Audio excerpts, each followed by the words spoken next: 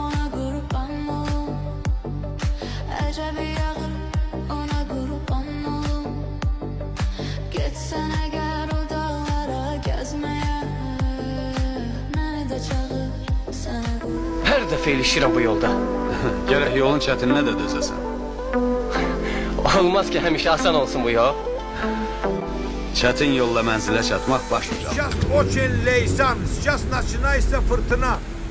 Будьте осторожны, завтра детей на улице не пропускайте, пожалуйста.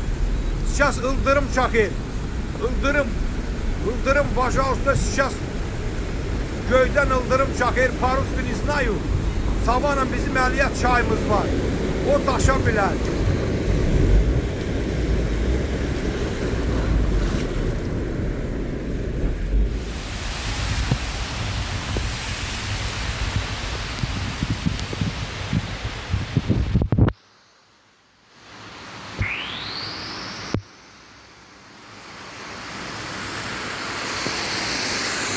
Rahat olmayın. Su aydınlıktır. İnanın ki başımız Venetsia'dan güzel olacak.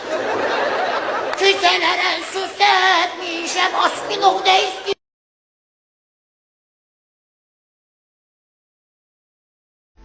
Her dəfə ilişirəm bu yolda. Gərək yolun çətininə də dözəsən. Olmaz ki həmişə asan olsun bu yol. Çətin yolla mənzilə çatmaq başlıcadır.